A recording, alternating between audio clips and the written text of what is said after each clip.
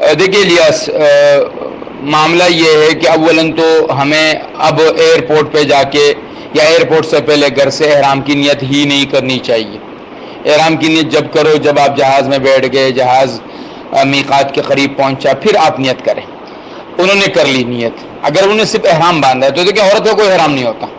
جس نے احرام اتار دیا، احرام کیا ہوتا ہے؟ عورت کا احرام ہی کوئی نہیں ہے. مرد کا احرام ہوتا ہے، عورت کا کوئی احرام نہیں. اس کے عام کپڑے ہی اس کا احرام ہے.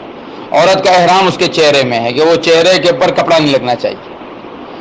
اگر اس نے نیت کی تھی، الفاظ نیت ادا کیے تھے، اللہم انی ارید العمرۃ ویسرھا لی وتقبلھا منی لبیک اللہم لبیک لبیک لا شریک لک لبیک، اگر یہ الفاظ پڑھ لیے تھے تو اب اس کی نیت ہو گئی. اور یہ نیت کپڑا اتارنے سے، نیت کو فاسد کرنے سے فاسد نہیں ہوتی ہے.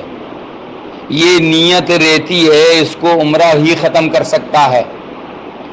لہٰذا اگر ان کی فلائٹ لیٹ ہوئی اور وہ گھر آئی اور انہوں نے کپڑے اتار دیے، کوئی حرج نہیں.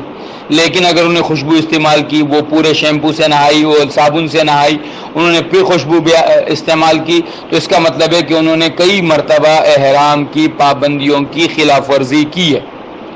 دوبارہ وہ حج پہ عمرے پہ جانے لگی، ان کو نیت کی تجدید کی ضرورت ہی نہیں تھی، کیونکہ قضا ہی نہیں ہوا تھا. قضا تو جب ہوتی ہے نا کہ جب وہ عمرہ وہ کسی طریقے سے ختم کرتی، اس لیے ان کو نئی نیت کی ضرورت ہی نہیں تھی، قضا کی ضرورت ہی نہیں تھی.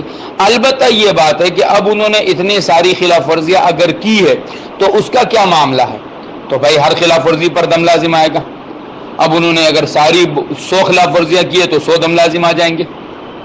لیکن چونکہ زمانہ جہالت کا ہے، لوگوں کو کم علمی کا ہے، اس لیے بعض علماء فرماتے ہیں کہ بھائی یہاں لوگوں پر سہولت کے لیے تھوڑی سی جو ہے نا سہولت یہ دے دو کہ بہت سارے دم دینے کے بجائے ان سے کو بھائی ایک دم دے دو اور عمرہ جو کر لیا وہ صحیح ہو گیا.